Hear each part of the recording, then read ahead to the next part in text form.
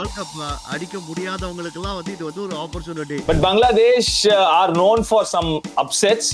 Opening partnerships வந்து ஆவரேஜே வந்து 27 தான் லாஸ்ட் 1 இயர்ல. அவங்களுக்கு யார் ஓப்பனிங் ஆட போறாங்கன்னு தெரியல. ஷக்கீப் கேட்கவே வேணாம், ஒரு நல்ல எக்ஸ்ட்ராடனரி ஆல்ரவுண்டர். அவர் வந்து எதுக்கு டிராப் பண்ணிருக்காங்கன்றது தெரியல. ஸோ இதெல்லாம் சேரும் போது பாத்தீங்கன்னா ரொம்ப ஒரு இன்எக்ஸ்பீரியன்ஸ்டு ஒரு batting without power. ICC ODI மேட்சஸ்ல against Bangladesh he scored 300s. Man for ICC tournaments யாராவது இந்த கரண்ட் ஜெனரேஷன் அப்படின்னு பாத்தீங்கன்னா அது விராட் கோலி. ஒரு ஆள் வந்து இந்த மேட்ச் வந்து துண்டா வின் பண்ணி தர முடியும்னா அது ரிஷப் பந்த். அவர் வேணும்னா ஓப்பனிங் ஆட வைப்பீங்க, வேணும்னா மிடில் ஆர்டர், வேணும்னா அந்த ஃபினிஷிங் ரோல் பண்ண வைப்பீங்க. அவங்க டீம் எடுக்கும் போது ரிஷப் பந்த் தான் ஆடுவார். வணக்கம் மக்களே, welcome to duck out preview of champions trophy.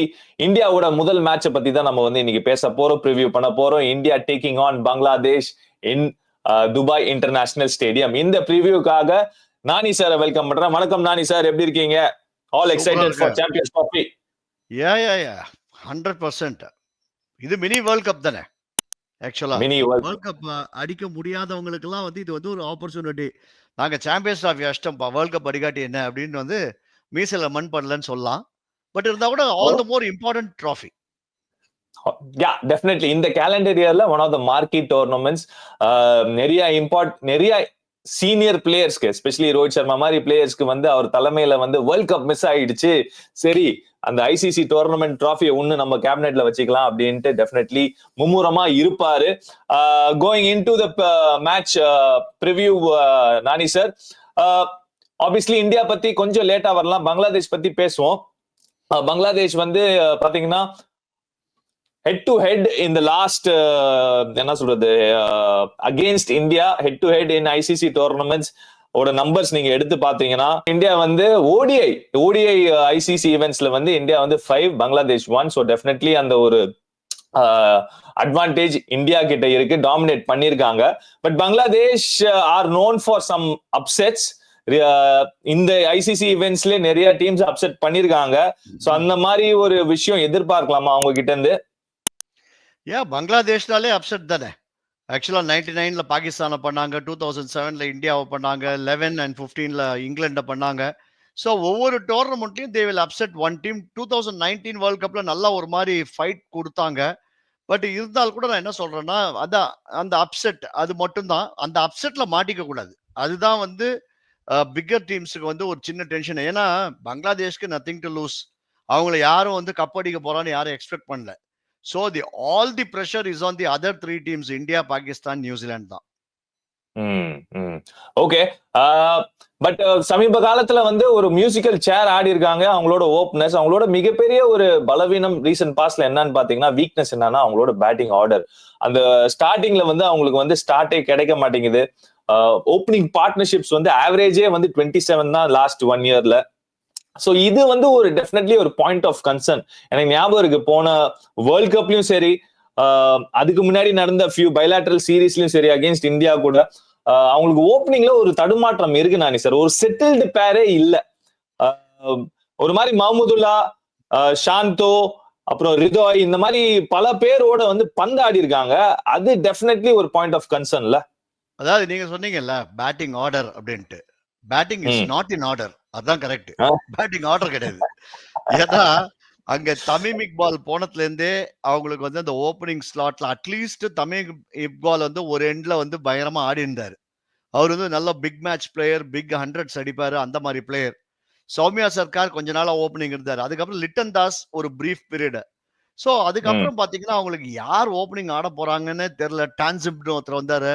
மாறி மாறி மாறி மாறி பண்ணும்போது ஆக்சுவலா ரொம்ப ரொம்ப இம்பார்ட்டன்ட் அந்த ஓப்பனிங் ஸ்லாட். எந்த டீம் நீங்க பார்த்தாலும் வேர்ல்ட் கப் அடிச்ச டீம், சாம்பியன்ஸ் டிராஃபி அடிச்ச டீம்ஸ் எல்லாம் பார்த்தாலும் அந்த ஓப்பனிங் நமக்கு நல்ல ஞாபகம் இருக்கு. 2013 சாம்பியன்ஸ் டிராஃபி இந்தியா அடிக்கும் போது ரோஹித் சர்மா அண்ட் ஷிகர் தவன் அவங்க 2 பேரும் எக்ஸ்ப்ளோசிவ் ஸ்டார்ட் கொடுத்ததுனால தான் வந்து பாத்தீங்கன்னா அந்த டோர்னமெண்ட்டை வின் பண்ண முடிஞ்சுது.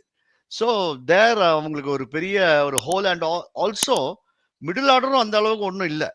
நீங்க வந்து சரி ஓப்பனிங்ல ஏதோ 2 விக்கெட் போயிட்டுப்பா, மிடில் ஆர்டர்ல வந்து கலக்கி ஆடுவாங்கன்னா அங்க ஒரு ageing Mahmudullah, ageing Mushfiqur, Shanto not in form, problems plenty. Yeah problems in plenty. But இருந்தாலுமே கேப்டன் சாந்தோவோட ஃபார்ம் சமீப காலத்துல அருமையா இருந்திருக்கு. இஸ் பீன் ஆவரேஜிங் 45 ரீசன்ட் பாஸ்ட்ல, எஸ்பெஷலி சின்ஸ் 2023. அண்ட் அவரோட சேர்ந்து ஒரு முஷ்ஃபிகுர் ரஹீமும் வந்து அவரு வந்து லக்கியா வந்து கான்ஸ்டன்டா நம்பர் 6ல அவர் மட்டும் தான் ஆடிட்டு இருக்காரு. சோ அவருமே very good player against spinners. இன்னொரு விஷயம் ப்ராபப்ளி ஏன் அவங்களுக்கு வந்து இந்த பர்டிகுலர் ஃபார்மேட்ல ராதர் அந்த ஒரு சக்சஸ் ஏன் கிடைக்க மாட்டேங்குதுன்னா, ஏன்னா ஓடிஐ கிரிக்கெட் வந்து இவால்வ் ஆயிடுச்சு. இப்போ வந்து அந்த மிடில் ஓவர்ஸ்லயும் பாத்தீங்கன்னா ஒரு எக்ஸ்ட்ரா ஃபீல்டர் உள்ள வைக்கிறாங்க, 5 பேர் உள்ள வைக்கிறாங்க. நீங்க 5 பிளேயர் அடிச்சு ஒரு ஸ்பின்னர்ஸ் டேக் ஆன் பண்ணா உங்களுக்கு ஒரு சர்டன் அமௌண்ட் ஆஃப் பவர் தேவை.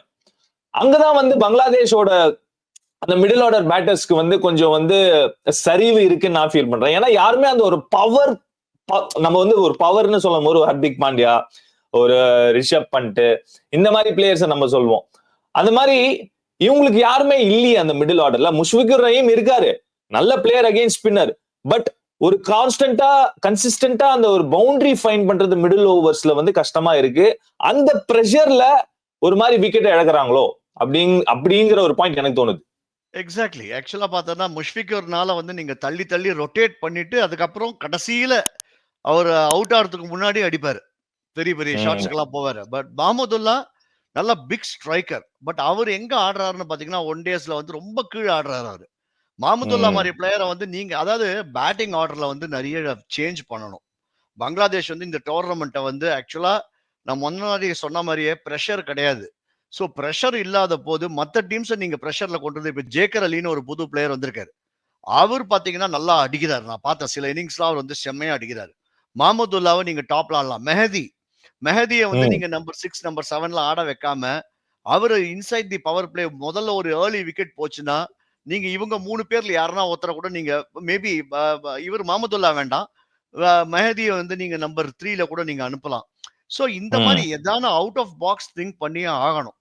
அப்பதான் நீங்க வந்து பங்களாதேஷா இருக்க முடியும். இல்லன்னா பங்களால உங்களால கட்ட முடியாது. பிளாட்டா இருப்பீங்க. ஓ, பங்களால இல்லாம பிளாட்டா இருப்பீங்க. ஓ, அது மாதிரி. சரி, நீங்க சொன்னீங்க மெஹதி ஹசன் மிராஜ மேல வைக்கலான்ட்டு, மேல அனுப்பலாம் அப்படின்ட்டு. அப்ப தௌஹித் ரிதாய் இந்த மாதிரி பிளேயர்ஸ்லாம் எனக்கு என்னமோ என்ன தோணுதுன்னா ரொம்ப சிமிலர் சார்ட் ஆஃப் பிளேயர்ஸ் இருக்காங்க. சி எனி பேட்டிங் ஆர்டர்ல உங்களுக்கு ஒரு டிஃப்ரெண்ட் ஸ்கில் செட்ஸ் உள்ள பிளேயர்ஸ் வந்து இருந்தாதான் கரெக்டா ஒரு ஒரு ஒரு நல்ல ஒரு பேட்டிங் யூனிட்டா இருக்கும். நீங்க வந்து சிமிலரா வச்சிருந்தீங்கன்னா டிஃப்ரெண்ட் சிச்சுவேஷனுக்கு அதே செட் ஆஃப் பிளேயர்ஸ் இருக்கும்போது அது ஒரு ப்ராப்ளம். பட் தௌஹித் ரிதா எனக்கு அவரு ஸ்பெசிபிக்கா வந்து சொல்லி ஆகணும். எனக்கு கொஞ்சம் ஒரு மாதிரி நல்ல ஸ்ரீபாய் வந்து இன்ஃபேக்ட் கமெண்ட்ரி சொன்னார். அவர் பங்களாதேஷ் வந்து கன்சல்டன்டா இருக்கும் போது இந்த பையனை பாருப்பா, இவன் சரியான ஒரு டேலண்ட் அப்படி இப்படின்னாரு. சரி, நான் நம்பிக்கையை வளர்த்தேன் அப்படியே. பட் சமீப காலத்துல அந்த ஒரு வேர்ல்ட் கப்லயும் சரி, 2023 வேர்ல்ட் கப்லயும் சரி, அதுக்கப்புறம் நடந்த மேட்சஸ்லயும் சரி, ஒரு மாதிரி லெட் டவுனா தான் இருந்திருக்கு. ஸோ அவருக்குமே ஒரு நல்ல ஒரு ஆப்பர்ச்சுனிட்டி ப்ராபப்ளி இந்த ஒரு tournament to go about.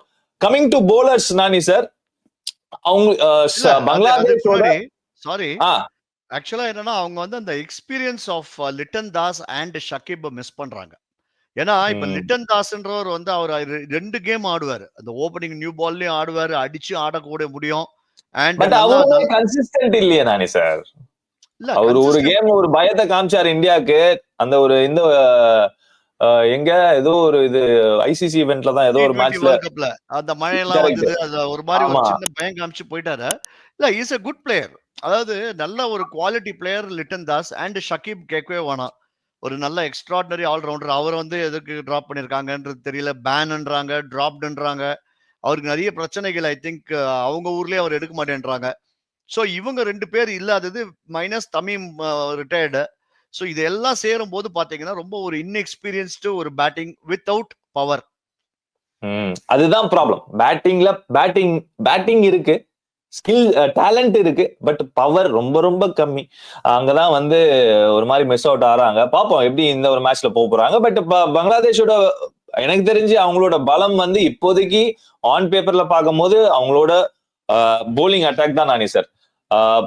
S, ஒரு சில நேம்ஸ் மிஸ் அவுட் ஆனாலும் எனக்கு வந்து இந்த ஒரு போலிங் அட்டாக் பார்க்கும்போது எனக்கு வந்து ஐ ஃபீல் ஒரு மாதிரி ஒரு ப்ராமிஸ் இருக்கிற மாதிரி தான் எனக்கு தெரியுது. ஆப்வியஸ்லி மெஹதி ஹசன் மிராஜ் இருக்காரு, ஆல்ரவுண்டர் இருக்காரு. டஸ்கின் அஹ்மத் எனக்கு ரொம்ப பிடிச்ச போலர், ஒரு மாதிரி ஒரு எக்ஸ்பீரியன்ஸ் உள்ள போலர், துபாயில வேற ஆடுறாங்க. he can trouble ஒரு குவாலிட்டி அட்டாக். ஒரு ரோஹித் சர்மாவும் ட்ரபிள் பண்ண முடியும் நியூ பால்ல, ஒரு கில்லியும் ட்ரபிள் பண்ற எபிலிட்டி அவருக்கு இருக்கு. அண்ட் தன்சிம் ஹசன் ஷகிப் அவரும் ஒரு ஸ்லிங்கி போலர், ப்ராப்ளி இந்த death overs he can be a bit more effective. And இந்த ஒரு போலிங் அட்டாக்க தாங்க போறது வந்து முஸ்தபிசுர் ரஹ்மான். அவரு தான் வந்து எல்லாருக்குமே தெரியும் what he's capable of doing. அந்த மிடில் ஓவர்ஸ்ல விக்கெட்ஸ் வேணும்னா his slower ones can be effectiveல. இந்த 3 மேட்ச்லுமே இப்போ பங்களாதேஷ் ஆட போற 3 match including India Bangladesh match எல்லாத்துலயுமே அப் ஃப்ரண்ட் இந்த முதல்ல 8 ஓவர் 10 ஓவர் இருக்குல்ல, அதுக்குள்ள 2 விக்கெட் எடுத்தானுங்க. இல்லைன்னா இவங்க ஆடுற டீம்ல வந்து பாகிஸ்தான் ஒன்னா ஒரு brittle middle order, whereas India bat deep till 8 or 9, and then அதே மாதிரி தான் பாத்தீங்கன்னா நியூசிலாந்து வந்து பேட் டில் 11 வச்சுக்கலாம். ஸோ இவங்க வந்து அந்த அப் ஃப்ரண்ட் வந்து ஒரு 2 விக்கெட் அந்த ஓப்பனர்ஸை வந்து தூக்கிடணும். இப்போ நீங்க சொன்ன Taskin fully capable, and Shoriful வந்து மிஸ் ஆகுது, பெரிய ஒரு மிஸ் அவங்களுக்கு. ஏன்னா அந்த left arm seamer against India வந்து நியூ பாலை உள்ள எடுத்துட்டு வருது, நம்ம பார்த்துருக்கோம், நிறைய டைம் விக்கெட்ஸ் எடுத்திருக்காங்க. ஸோ ஷோரிஃபுல்லோட இன்ஜுரி அது ஒரு மிஸ். அண்ட் நீங்க யார் எடுக்கிறாங்களோ அங்க முதல்ல 10 ஓவர்ல if they restrict India or the other teams to ஒரு 45 or 50 for 2 அப்படின்னா they can manage. Otherwise no லாஸ்ன்னு வச்சுக்கோங்க, 325ல இருந்து 350க்கு நான் வந்து at least 300 plus. Okay okay, average score இந்த கிரவுண்ட்ல வந்து இது வரைக்கும் 225 தான். It's not a very very big scoring ground. ஏன்னா துபாய் கண்டிஷன்ஸ் பொறுத்த வரைக்கும் இட் இஸ் ஒரு மாதிரி balance between bat and ball கண்டிப்பா இருக்கும்.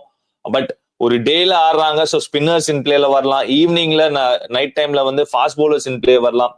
ஸோ டெஃபினெட்லி ஒரு ஈக்குவல் கான்டெஸ்டா இருக்கும். பட் மூவிங் ஃபார்வர்ட், ஆக்சுவலி பவுலர்ஸோட லிஸ்ட்ல இவரோட பேர் ஆட் பண்ணும், ரிஷாத் ஹுசேன். அவருமே T20 வேர்ல்ட் கப்ல இம்ப்ரெஸ் பண்ணாரு.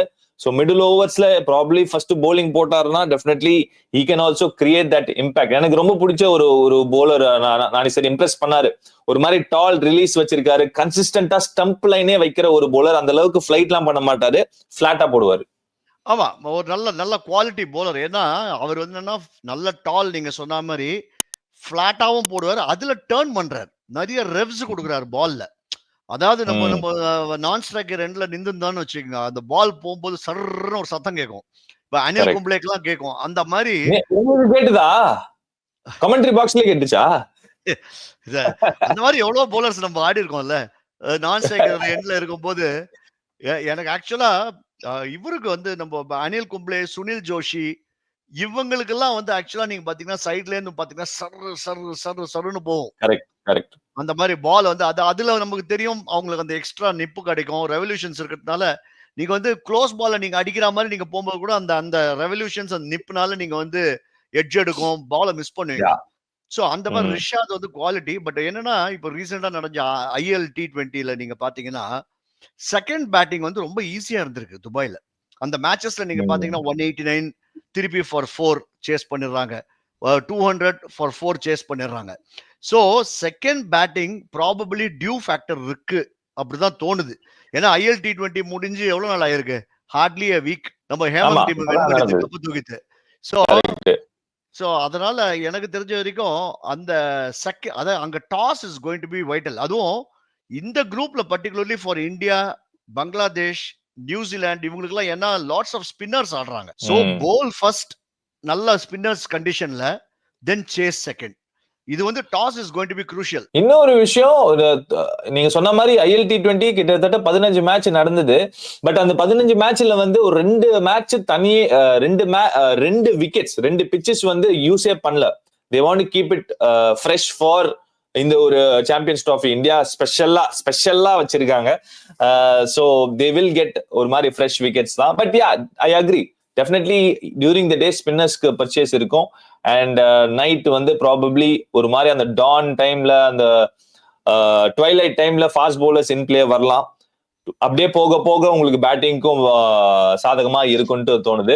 Okay, moving forward, India team obviously நிறைய இந்தியா பத்தி நம்ம பேசிட்டோம். Nani sir, coming off just at the right time, அந்த லாஸ்ட் செகண்ட்ல பஸ் பிடிப்போம் தெரியுமா, ஓடி போய் ஏப்பா பஸ் போகுது ஓடி போய் ஃபுட்பால் அடிப்பாங்க தெரியுமா, அது மாதிரி ஓடி போய் இந்த இம்பார்ட்டன்ட் டைம்ல வந்து ரோஹித் சர்மா ஃபார்முக்கு வந்திருக்காரு. ஒரு சரியான ஒரு 100 இந்த ஒரு பர்டிகுலர் டீமை வந்து வச்சு பதம் பார்த்திருக்காரு.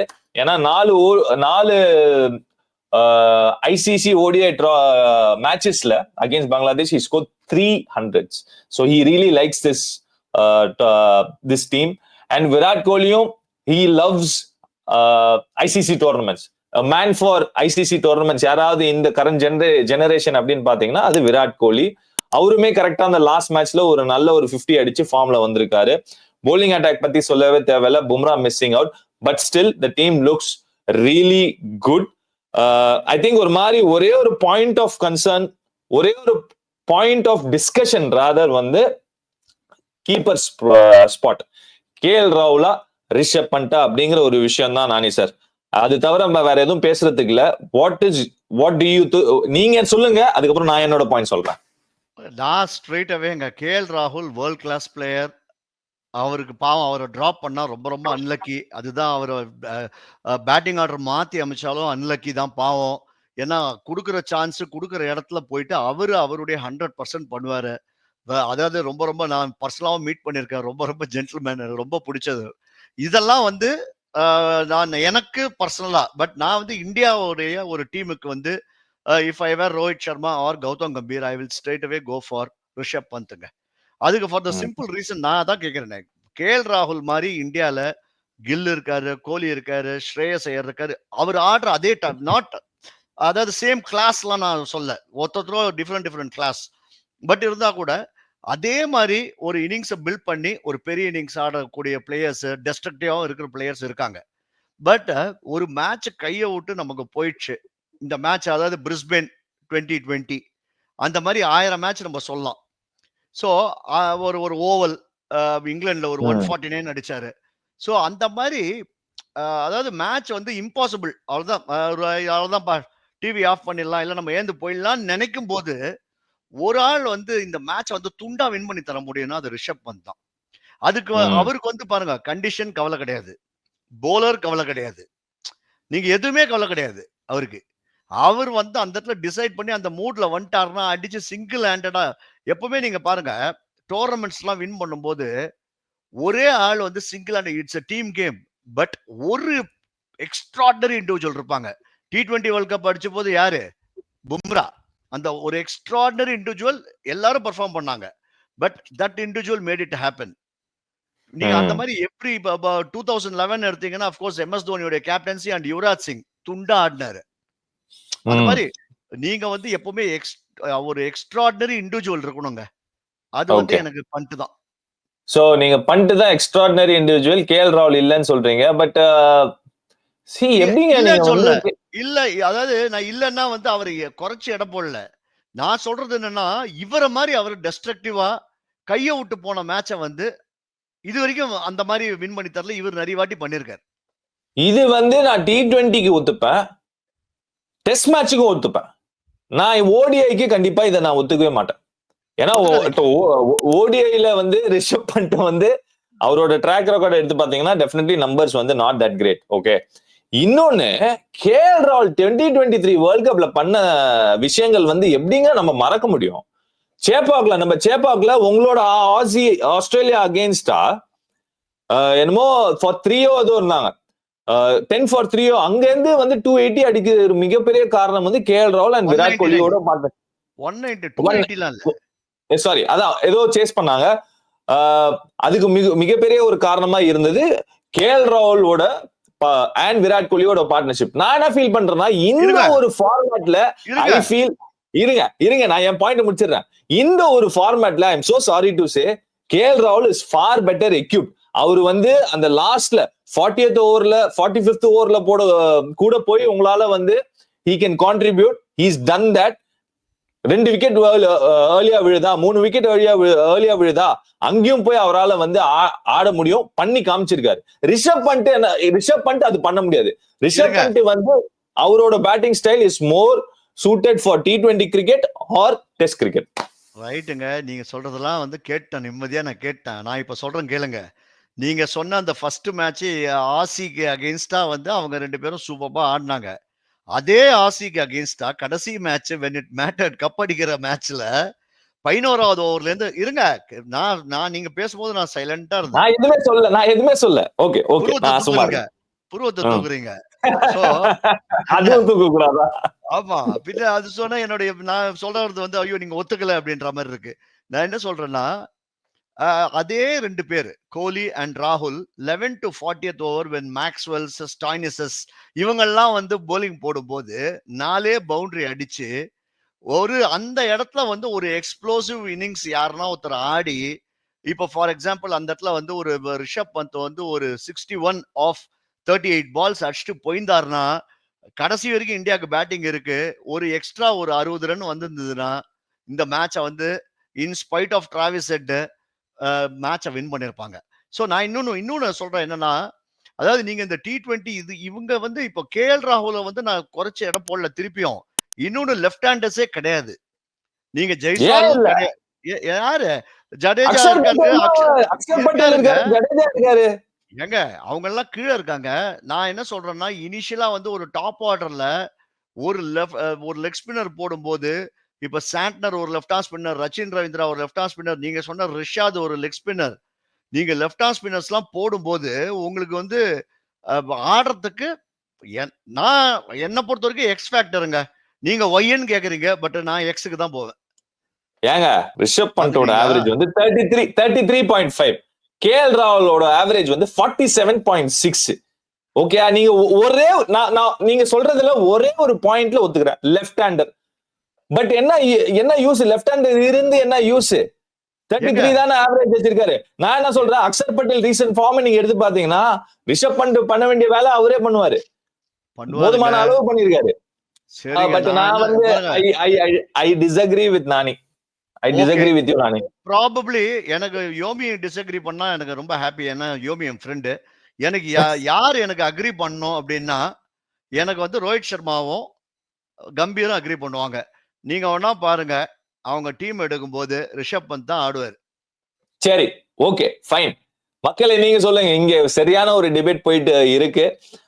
நான் வந்து கேஎல் ராகுல் பக்கம், நானி வந்து ரிஷப் பண்ட் பக்கம். அவர் என்ன சொல்றாருன்னா, ரோஹித் சர்மா கம்பீர் 2 பேரும் வந்து நானி பக்கம் தான் இருப்பாங்க அப்படின்ட்டு அவரு சொல்றாரு. நீங்க சொல்லுங்க, நீங்க யார் பக்கம் அப்படின்ட்டு. கேஎல் ராகுல் ஆடுவாரா, ரிஷப் பண்ட் ஆடுவாரா அப்படின்ட்டு டெஃபினெட்லி கமெண்ட்ஸ்ல போடுங்க. யோமி ஆவரேஜ் வந்து நீங்க எனக்கு புரியல. எனக்கு இந்த பாயிண்ட் நான் ஒத்துக்கவே மாட்டேன். கேஎல் ராகுலுக்கு வந்து உங்களுக்கு வந்து ஒரு நல்ல ஒரு ரன்னே கொடுக்க மாட்டீங்க. அவர் வேணும்னா ஓப்பனிங் ஆட வைப்பீங்க, வேணும்னா மிடில் ஆர்டர், வேணும்னா அந்த பினிஷிங் ரோல் பண்ண வைப்பீங்க. ரிஷப் பண்ட் வந்து ஒரே ரோல் தான் பண்ணுவாரா, அதுவும் வந்து அது 33 மட்டும் தான் ஆவரேஜ் வச்சுப்பாரா? இது என்ன புரியலையே. இது எந்த ஊர்ல வந்து இது வந்து சொல்லுவோம். நீங்க வந்து அதாவது ஆவரேஜ் வந்து யாருக்கு பார்க்கணும்னா, நீங்க வந்து ஜெனரலா வந்து ஒரு டிபேட் நம்ம பண்ணும்போது ஸ்டாட்ஸ் எப்பவுமே வந்து ஸ்டாட்ஸ் வந்து ஒரு அளவுக்கு தாங்க. இப்போ ஃபார் எக்ஸாம்பிள் நான் நம்ம கமெண்ட்ரி பேனல்லயே இருக்கிற நான் கிருஷ்ணமாச்சாரி ஸ்ரீகாந்த பத்தி சொல்றேன். சீகா வந்து ஆவரேஜ்னு பாத்தீங்கன்னா, சீகாவோட average will be in the 30s. Whereas நீங்க அந்த பீரியட்ல whenever India won a big tournament like WSC 1985 world சீரிஸா இருக்கட்டும், 1983 வேர்ல்ட் கப்பா இருக்கட்டும், அதுக்கப்புறம் நீங்க பிக் டோர்னமெண்ட்ஸ் அண்ட் மேட்சஸ் நீங்க எடுத்து பாத்தீங்கன்னா, சீகாவுடைய இம்பாக்ட் வந்து அதாவது நீங்க வந்து வித் ஆவரேஜோட ஸ்ரேயஸ் ஐயர் இருக்காரு, வித் ஆவரேஜோட கில் இருக்காரு, அப்புறம் விராட் கோலி, அப்புறம் ரோஹித் சர்மா, எல்லாருமே ஆவரேஜோட நீங்க சொல்றவங்க அத்தனை பேர் பெரிய பெரிய ஆவரேஜ் 50 பிளஸ் ஆவரேஜ் வச்சுன்னு உட்காந்துருக்காங்க. அந்த மாதிரி இருக்கும்போது நீங்க இவருக்கும் நீங்க வந்து அதே அங்கதாங்க நான் என்ன சொல்றேன்னா, ஒரு எக்ஸ்ப்ளோசிவ் பிளேயர் இருந்தாருன்னா, நீங்க மத்தவங்க எல்லாரோடைய கேம் வந்து சிமிலர் கேமுங்க. Rohit Sharma at the top வந்து வேர்ல்ட் கப் மாதிரி ஆடணும். நான் சொல்றேன் கிளியரா கேளுங்க. Rohit Sharma at the top 23 world cup மாதிரி ஆடணும்.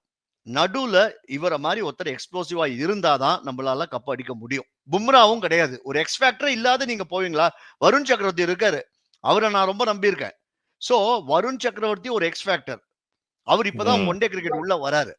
சோ அதை தவிர எனக்கு பேட்டிங்ல வந்து I need X factor in the middle and that is Pant. Okay okay okay இது உங்களோட பாயிண்ட். எனக்கு வேற பாயிண்ட் இருக்கு. ஜஸ்ட் எனக்கு only on the basis of this format தான் நான் ஃபீல் பண்றேன். ஏன்னா ஒரு 3 விக்கெட் போச்சு, இன்னும் வந்து ஒரு 35 ஓவர் இருக்கு. எனக்கு வந்து குவிக் ஃபயரா அந்த ஒரு டைம்ல வந்து 35 ரன்ஸ் 40 ரன்ஸ் அடிக்கிறதோட ஒருத்தர் கடைசி வரைக்கும் அந்த ஒரு பிரஷர் பாக்கெட்ல இருந்து ஒரு நல்ல பொசிஷன் எடுத்துட்டு போய் விட்டுட்டு அங்கிருந்து மத்தவங்களுக்கு வந்து ஒரு நல்ல ஒரு அடித்தளத்தை கிரியேட் பண்றதுக்கு வந்து கேஎல் ராகுல் ஃபார் பெட்டர் சூட்டட். பட் நீங்க சொல்றது இஸ் கம்ப்ளீட்லி டிஃப்ரெண்ட். ஒத்துக்கிறேன். I respect your point. Fine, let's see எந்த ஒரு டைரக்ஷன் வந்து டீம் எடுக்க போறாங்க அப்படின்ட்டு will definitely wait and see. So ஃபைனலா வந்து it is going to be a very இம்பார்ட்டன்டான ஒரு game for India. More so ஏன்னா இது ஒரு ஷார்ட் டோர்னமெண்ட், 3 மேட்ச் தான் இருக்கு. அண்ட் இந்த 4 டீம்ஸ்ல வந்து 2 டீம் தான் குவாலிஃபை ஆக போறாங்க. ஸோ ஃபர்ஸ்ட் மேட்ச் என்னதான் நம்ம வந்து on paper India for better அப்படின்ட்டு சொன்னாலும் இட் இஸ் வெரி இம்பார்ட்டன்ட்ல அந்த ஃபர்ஸ்ட் மேட்சை வின் பண்றது ரொம்ப இம்பார்ட்டன்ட். நானி சார் 100%. அதாவது நீங்க ஃபர்ஸ்ட் மேட்ச் வின் பண்ணா ஆல்மோஸ்ட் நீங்க கால் எடுத்து வச்சுட்ட மாதிரி இருக்கும். ஏன்னா then the pressure shifts to the other teams. ஏன்னா பங்களாதேஷ் ஆட போற டீம்ஸுக்கெல்லாம் இப்போ for example India New Zealand Pakistan முதல் மேட்ச், அதுல அடி வாங்குற டீமுக்கு கிரேட் ப்ரெஷர். ஸோ இந்த ஃபர்ஸ்ட் மேட்ச் இந்த டோர்னமெண்ட்டுக்கு it will set the trend for the match. And definitely இந்தியாவுக்கு வந்து ரொம்ப ரொம்ப இம்பார்ட்டன்ட் மேட்ச். பட் ஒன்னே என்னன்னா first match against Pakistan and நியூசிலாந்து இல்லாம பங்களாதேஷ் இருக்கிறது, weaker of the other 2 teams இருக்கிறது, இந்த அதர் 3 டீம்ஸ்ல இருக்கிறது இந்தியாவுக்கு definitely great advantage. And recent பாஸ்ட்ல இந்தியாவுக்கு வந்த போதும் நெசுக்கிருக்காங்க. ஸோ இதெல்லாம் வச்சுட்டு ஷோராவே India should win this match. Okay, India நானும் வந்து இந்தியா பக்கம் தான் இருக்கேன். இந்தியா ஃபேவரட்ஸ் அப்படின்ட்டு ஃபீல் பண்றேன். மேட்ச் அப்ஸ் ஒரு எட்டு பார்த்துடலாம். ரோஹித் சர்மா வர்சஸ் டஸ்கின் அகமது. உள்ள போடுவாரு Taskin Ahmed. What you think of this matchup Nani sir? But அவருடைய லெங்த் வந்து will be in favor of Rohit. ஏன்னா Taskin is not the one to bowl up. Taskin வந்து hit the deck type of bowler. So அந்த மாதிரி போடும்போது அதுவும் கம்மிங் இன் சொல்றீங்க, அவருடைய லைன் வந்து கொஞ்சம் மிடில் ஸ்டம்பில் உள்ள வந்ததுன்னா ரோஹித் அப்படின்னாருன்னா வெளியே போயிடும். ஸோ டஸ்கின் வந்து எனக்கு ஷோரிஃபுல் ஆடிந்தாருன்னா எனக்கு கொஞ்சம் டேஞ்சர். ஆர் எனக்கு என்னன்னா அவங்க எதானா பண்ணி முஸ்டபிசுரை வந்து முதல்ல ஒரு 2 ஓவர் போட வச்சாங்கன்னா Rohit has to be careful. But recent பாஸ்ட்ல ஸ்டார்க்ல இருந்து இந்த T20 வேர்ல்ட் கப்ல நம்ம பார்த்தோம், ரோஹித் வந்து எல்லாரையும் வந்து போய் எக்ஸ்ட்ரா கவர்ஸ் மேலாம் டம்மால்டி. அதாவது எனக்கு அந்த ரோஹித் வந்தாருன்னா எனி போலர் பேத்துருவாருங்க. Okay Virat Kohli versus Rishad Hossain. நான் இது ஏன் வந்து இப்படி நான் பிட் பண்றேன்னா, ஏன்னா ஆப்வியஸ்லி பங்களாதேஷோட பேட்டிங்கோட போலிங் தான் ஸ்ட்ராங்கர். ஸோ இது ஃபார் பெட்டர் ஆன ஒரு மேட்ச் அப்பா எனக்கு தோணுது. விராட் கோலி வர்சஸ் ரிஷாத் ஹுசேன் இந்த particular battle I am probably going with Rishad Hossain நான் ஃபீல் பண்றேன் நானே சார். ஏன்னா விராட் கோலிக்கு அந்த ஒரு ஸ்பின்னர் இப்போ கூட ரீசெண்டா ஆதில் ரஷீத் வந்து அந்த 50 அடிச்சிட்ட அப்புறம் அது அப்படிதான் அவுட் ஆனாரு. சோ எனக்கு என்னமோ ரிஷாத் ஹுசேன் பக்கம் எனக்கு போகணும்னு தோணுது. நீங்க? I'll go with கோலி. ஏன் சிம்பிளா என்ன சொல்றேன்னா, நீங்க Adil Rashid is a different type of bowler where he flights the ball. Rishad வந்து ஃபாஸ்டிஷா போடுறவர். அண்ட் இல்ல எல்பிடபிள்யூ இல்ல, அவருக்கு வந்து அந்த கூகுளி வந்து, அதாவது நீங்க விராட் கோலி வந்து அவுட் ஆறதெல்லாம் நீங்க லெக் ஸ்பின்னர்ஸ்க்கு அவுட் ஆறது நீங்க பாத்தீங்கன்னா ஸ்ரேயஸ் கோபாலுக்குலாம் கூட அவுட் ஆயிருக்காரு. ஸோ நீங்க அவர் அவுட் ஆற லெக் ஸ்பின்னர்ஸ்லாம் பாத்தீங்கன்னா they will have a very good googly. அப்பதான் வந்து அந்த கூகுளி வரும்போது தான் அந்த ஒரு சின்ன ஒரு என்னப்பா இது என்ன பால்ன்றது அந்த கையிலேருந்து ரீட் பண்றாரா அது என்னன்றது கொஞ்சம் ஒரு கஷ்டப்பட்டு இருக்காரு. வேற இவருக்கு வந்து predominantly is just அப்படியே பால சருன்னு அடிக்கிறவர். So அதனால நான் I will go with Kohli. And Kohli is a big tournament player. பாப்போம். Let's see. It is going to be interesting. Okay. அதோட இந்த ஒரு வீடியோ முடிச்சுப்போம். Thank you Nani sir. Thanks மக்களே for watching this video. ஒரு எக்ஸைட்டிங்கான ஒரு tournament we are all looking forward. I'll see you guys in the next video. Until then, this is Nani and Yomi signing off the field. See you guys. Bye-bye.